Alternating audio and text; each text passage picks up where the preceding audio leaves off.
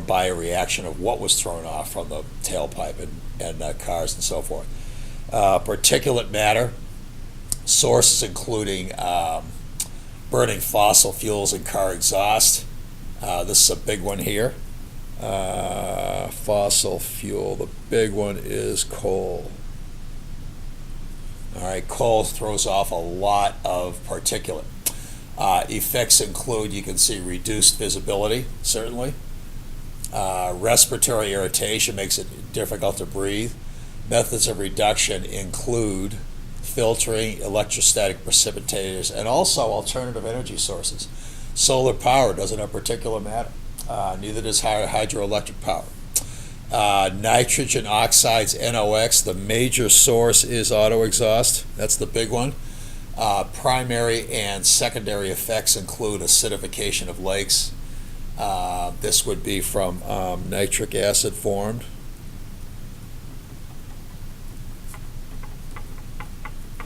I'll just put the formula here for you. HNO3, respiratory irritation leading to smog and ozone. This is reduced by using catalytic converters. All right, the catalytic converters are helping. The equation for the acid formation right here, the NO plus oxygen leads to NO2.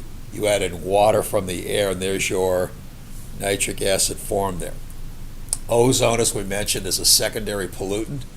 Ozone is with a NO2 and ultraviolet from the sun, would basically produce NO plus O. In other words, one of these oxygens is split off. So you're going from nitrogen dioxide here to nitrogen monoxide. This single oxygen then combines with the diatomic oxygen or here to form ozone with VOCs, which are volatile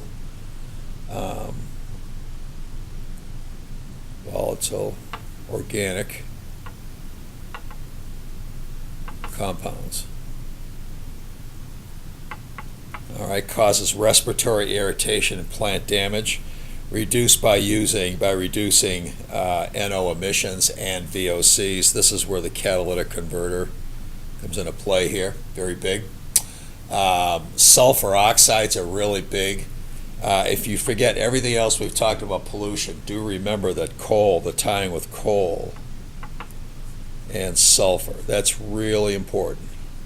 I think we've stressed that over and over in class. Uric acid, there's your equation. Primary source is coal burning. And primary and secondary effects include acid deposition. Remember our acid deposition lab. Respiratory irritation, plant damage. Reduction methods include scrubbers, almost like a shower that the gas of a stack would go out of. Burning low sulfur fuel, which is more expensive. The equation for acid formation you can see is SO2 plus O2 forms this is sulfur dioxide reacting with oxygen in the air to form sulfur trioxide, reacting with water vapor to form H2SO4, which is sulfuric acid.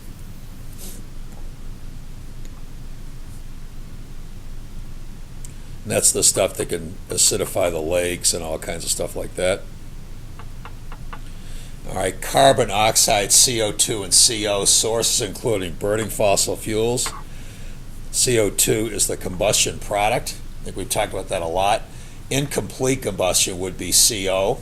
Effect CO is the one that can bind to hemoglobin, reducing the blood's ability to carry oxygen. CO2 contributes to global warming, as we know. Reduction accomplished by using catalytic converter. And mass transit. More people in one buggy, if you will. Industrial smog, really found in cities that burn large amounts of coal. China, Beijing is a big one. Photochemical smog is basically formed by reactions involving sunlight. So you've got nitrogen monoxide, all right, from the cars. You've got volatile organic carbons and oxygen. These three basically react with the sunlight to get photochemical smog, that brownish haze in Los Angeles. All right, acid deposition. This would just basically mean solid, or I should say impacting soil. soil and water. All right. Greenhouse gases, I think we've had this would caused by sulfuric and nitric acids resulting in lower pH of the surface waters. Greenhouse gases, these are far and away the most significant. Water, CO2, O3, methane, and chlorofluorocarbons, CFCs, chlorofluorocarbons. All right, they trap outgoing infrared heat, causing the Earth to warm.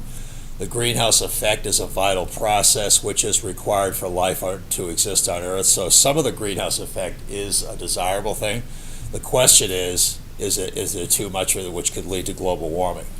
The effects of global warming, I think we've gone over many, many times. Rising sea level due to thermal expansion, not melting ice. Extreme weather, so our modulation of weather would greatly be reduced.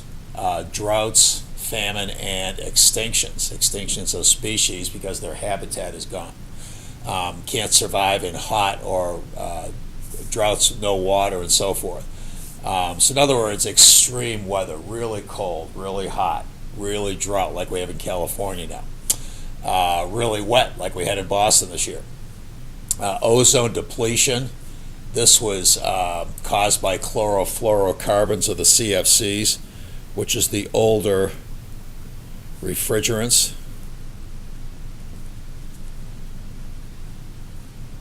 All right, older refrigerants in air conditioning systems, in buildings and stuff. Most of those have been replaced. Methyl chloroform is another source of is another chemical that can result in ozone depletion. This is, by the way, this is in the stratosphere. Remember, ozone up there is good. Ozone in the troposphere is bad. All right. Let's see. Halogens, various halogens, chlorine, bromine, and so forth. Halon, they're called. Carbon tetrachloride, methyl bromide, all of which attack stratospheric ozone. Effects of ozone depletion. Big one is skin cancer because of increased UV radiation attacking us. Cataracts could be a decreased plant growth. Interesting. Municipal waste is mostly paper and mostly put into landfills, the vast majority. Recycling is very low.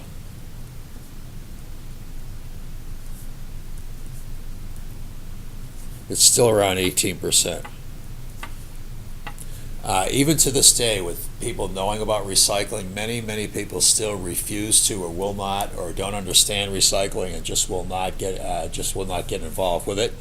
A sanitary landfill problems include leachate. All right, basically the stuff that could be drop out into the liner, into the ground beneath it.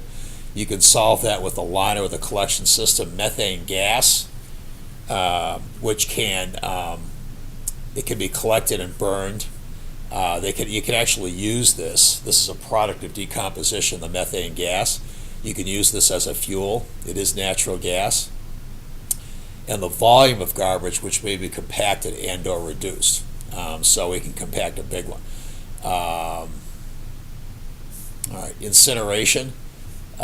Incineration has some advantages. You can reduce the volume of waste. The disadvantage of the toxic emissions from the polyvinyl chloride. This is called PVC sometimes. Polyvinyl chloride being released in the air. And you can see you need a lot of money, a lot of equipment to contain that pollution.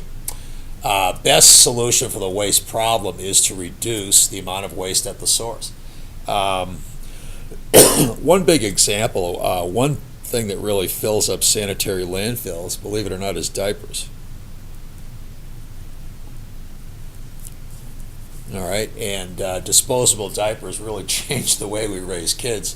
I remember when my kids were being raised using both disposable diapers, which were a lot easier, as well as diapers from a diaper service where you would put the dirty diapers in a container or a little bag in your bathroom. They gave you a can with a deodorant. You never smelled anything. It was pretty easy and it's a lot cheaper. But these really fill up landfills. So that's an example of reducing at the source. Maybe more people could use as an example, maybe go back to recycling diapers. I'm just raising that possibility. All right, keystone species, a species whose role in an ecosystem is more than others.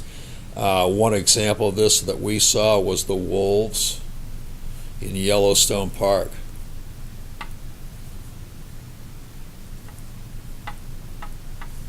All right, the wolves in Yellowstone. So that's a good example. And an indicator species would be a species that serves as early warnings that an ecosystem is being damaged. Usually very small.